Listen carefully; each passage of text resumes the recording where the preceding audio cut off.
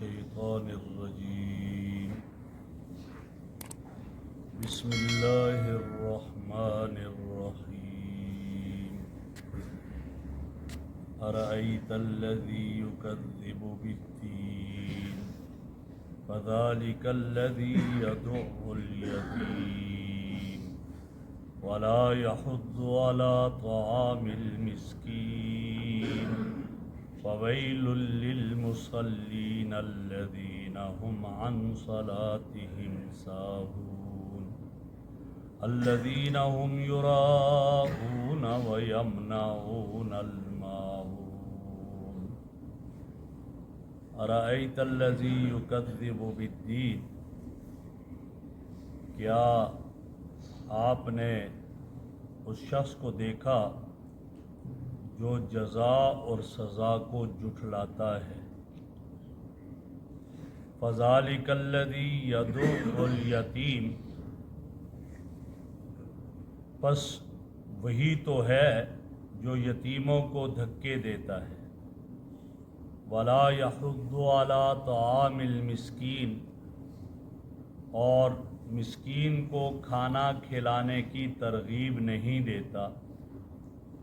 Foil للمصلین، پس ہلاکت ہے، ویل ہے ایسے نمازیوں کے لیے، الذین هم عن صلاتهم ساہون، جو اپنی نمازوں میں غفلت برتتے ہیں۔ الذین هم یراؤون، وہ ہیں جو نمازوں میں ریاکاری کرتے ہیں۔ وَيَمْنَعُونَ الْمَاعُونَ، اور دوسروں کو معمولی چیز دینے سے بھی انکار کرتے ہیں اور منع کرتے ہیں۔ میرے محترم بزرگوں اور دوستوں، اس سورت کا نام سورۃ الماعون ہے، اور یہ بالکل آخر میں وَيَمْنَعُونَ الْمَاعُونَ اس لفظ سے اس کا نام لیا گیا ہے، سورۃ الماعون۔ اور اس صورت میں کفار اور منافقین کے بعض برے افعال، کبیر افعال اور ان کی مذموم عادات کا تذکرہ ہے، اور پھر ان پر جہنم کی وعید ہے۔ مثلا پہلی چیز کیا ہے اس میں؟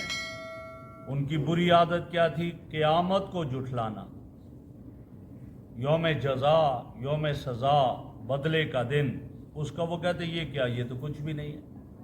نیکی اور بدی کا جو بدلہ ہے وہ کہتے ہیں یہ کچھ بھی نہیں ہے، سب ایسے ہی ہے۔ جب نبی اکرم صلی اللہ علیہ وسلم ان کے سامنے قیامت کا ذکر فرماتے تو کفار جواب میں کہتے، خصوصاً ولید ابن مغیرہ، عاص ابن وائل، ابو جہل جیسے لوگ، وہ کیا کہتے تھے؟ وہ کہتے تھے ہاں بھائی لاؤ، کہاں رکھی ہے قیامت؟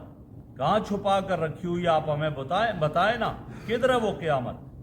کبھی کہتے آؤ ہمارے ساتھ چلو، آپ کہتے ہو مرنے کے بعد زندہ ہونا ہے، ہمارے ساتھ چلو، چلتے ہیں قبرستان میں، کسی مردے کو زندہ کر کے تو دکھاؤ، اور وہ آ کر زندہ ہو کر ہمیں بتائے، ہم سے بات کرے۔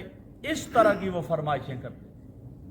لیکن اللہ رب العزت ان کی ان فرمائش کی باتوں کو اللہ نے پورا نہیں کیا کہ ٹھیک ہے چلو جی دکھاتے ہیں، نہیں، اللہ رب العزت نے ان کا جواب دیا، حالانکہ اللہ اس پر قادر تھے، دکھا سکتے تھے، لیکن اللہ نے پھر بھی، اور اس کی حکمت اللہ ہی بہتر جانتے ہیں۔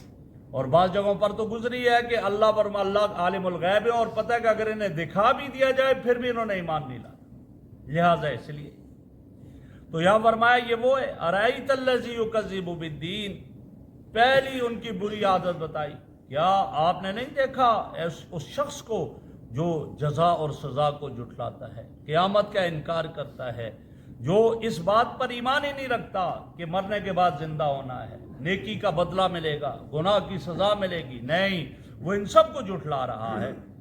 اور آگے فرمایا فَذَلِكَ الَّذِي يَدُعُّ الْيَتِيمَ، بس یہی ہے وہ شخص جو یتیم کو دھکے دیتا ہے۔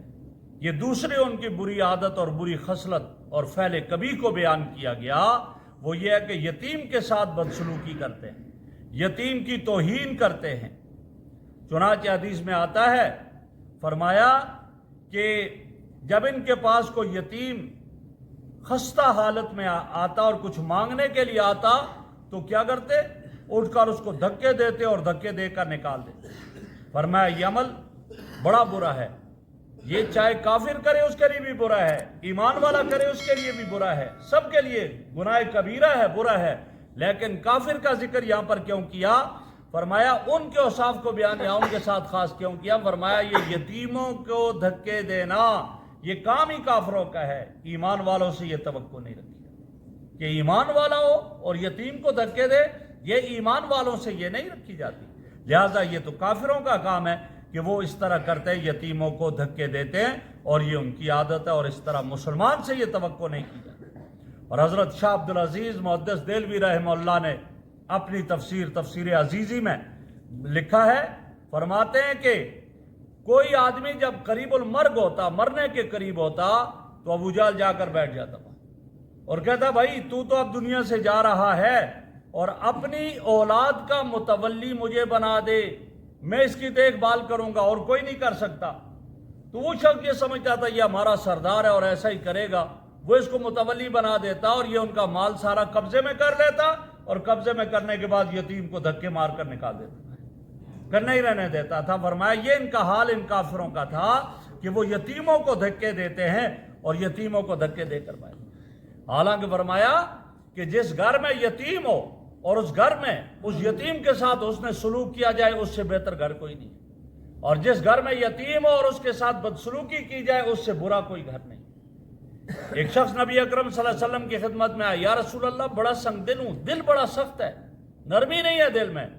آپ نے فرمایا تم یتیم کے سر پر ہاتھ پھیرا کرو، اللہ اس کی صدقے میں تمہارے دل میں نرمی پیدا کرے، سنگ دلی ختم ہو جائے گی، دل کی سختی ختم ہو جائے گی، یہاں تک فرمایا۔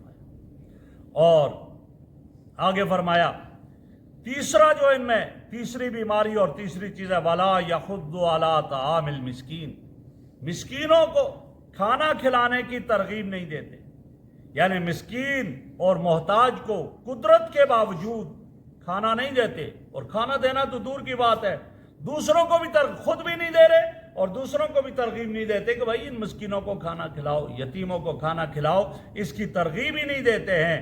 لہذا خود تو پرورش کرنا دور کی بات ہے، یہ تو ان کو بھی اس پر نہیں لاتے۔ حالانکہ فرمایا کہ کھانا کھلانا مسکینوں کو، نبی اکرم صلی اللہ علیہ وسلم کا ارشاد ہے، آپ علیہ الصلوۃ والسلام نے ارشاد فرمایا اطعموا الطعام، مسکینوں کو کھانا کھلاؤ۔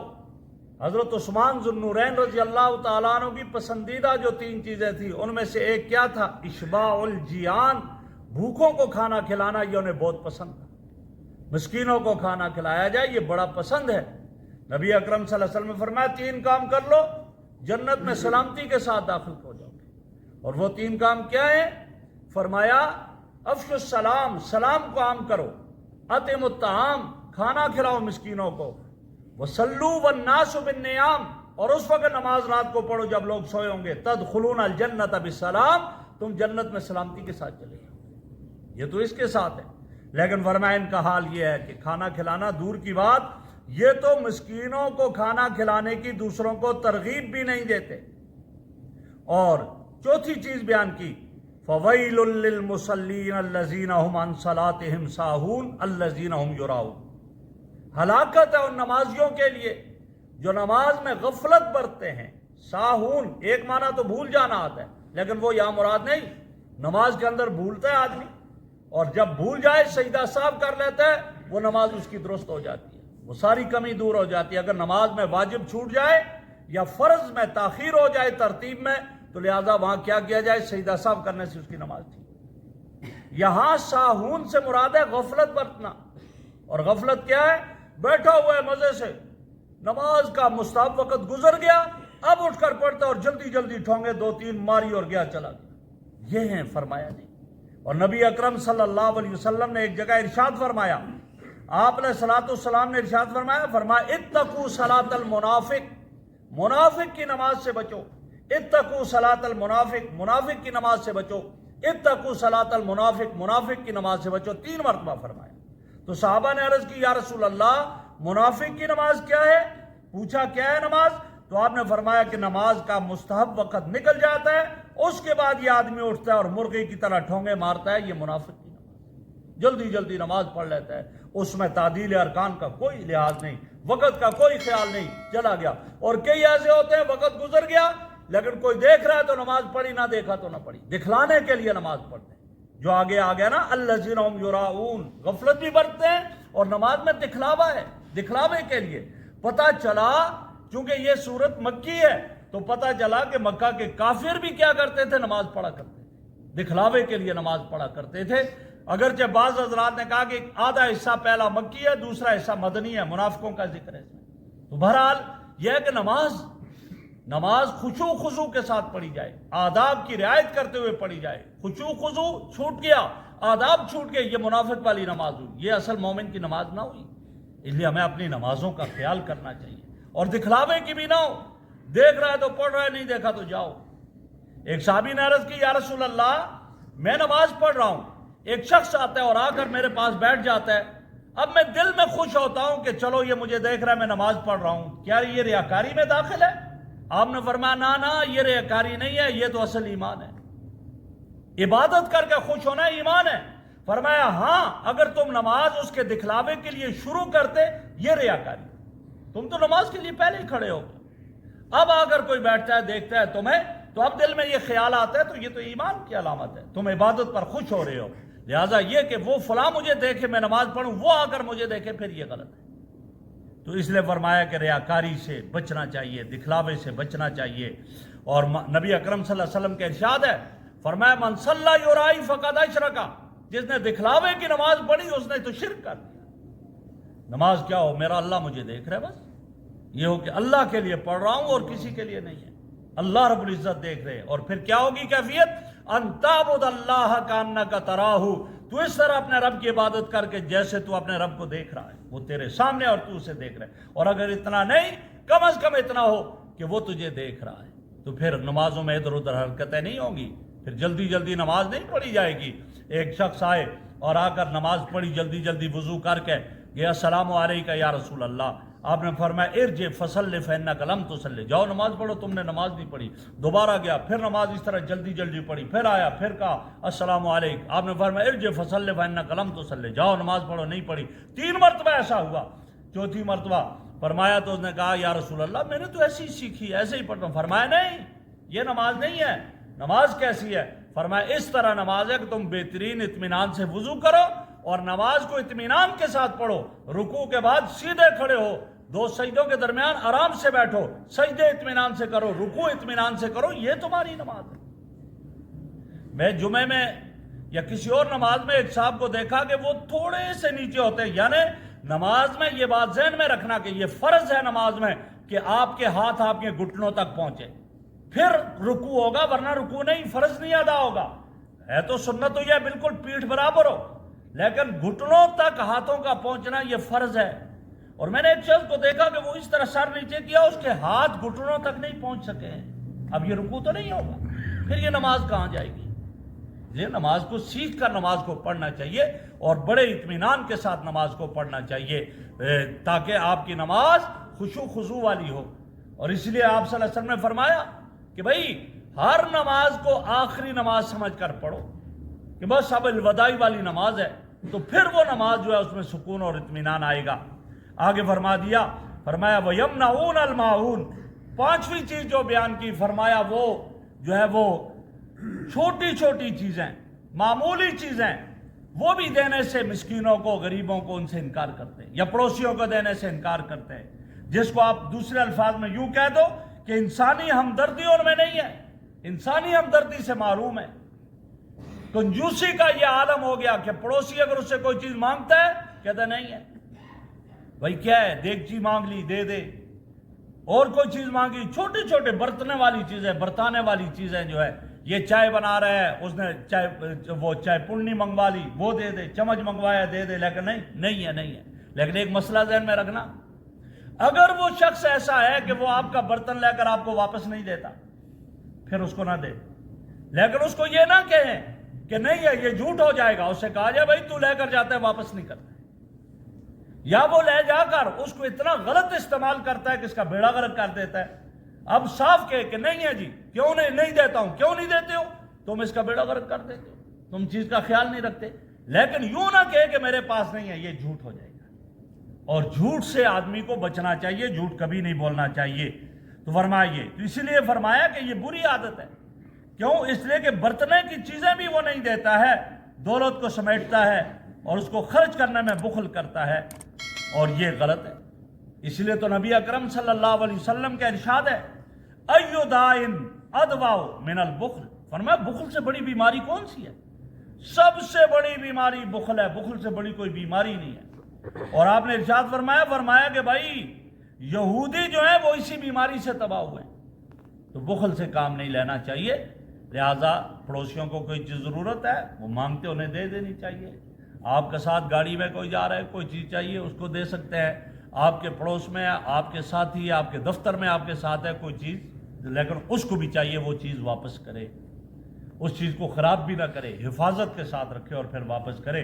اور حضرت علی رضی اللہ تعالیٰ عنہ اور حضرت عبداللہ ابن عمر رضی اللہ تعالیٰ عنہ یہاں یہ فرماتے ہیں وَيَمْنَعُونَ الْمَاعُونَ، اس سے مراد زکوٰۃ کا نہ، معاون سے مراد زکوٰۃ ہے کہ وہ زکوٰۃ ادا نہیں کرتے، زکوٰۃ ہی ادا نہیں کرتے، لہٰذا ان کے لیے ویل اور ہلاکت اور تباہی اور بربادی، اور ظاہر ہے زکوٰۃ فرض ہے۔ تو جو زکوٰۃ کیا، جو آدمی چھوٹی چھوٹی چیزیں نہیں دیتا وہ زکوٰۃ کیا دے گا؟ پھر وہ زکوٰۃ بھی نہیں دے گا۔ تو یہاں ان چیزوں کا تذکرہ ہے جو افعال قبیحہ، مذموم حرکات ہیں، مذموم افعال ہیں، اور یہ کفار انہیں کر رہے ہیں، تو ایمان والوں کو بھی ان سے بچنا چاہیے۔ اللہ رب العزت ہمیں ان ساری چیزوں سے محفوظ رکھے۔ الحمدللہ رب العالمین، الصلاۃ والسلام علی رسول محمد سبحانک اللہم وبحمدک، نشہد ان لا الہ الا انت، نستغفرک ونتوب الیک، یا حی یا قیوم برحمتک نستغیث، اصلح لنا شاننا کلہ ولا تکلنا الی انفسنا طرفۃ عین، صلی اللہ تعالی علی خیر خلقہ محمد۔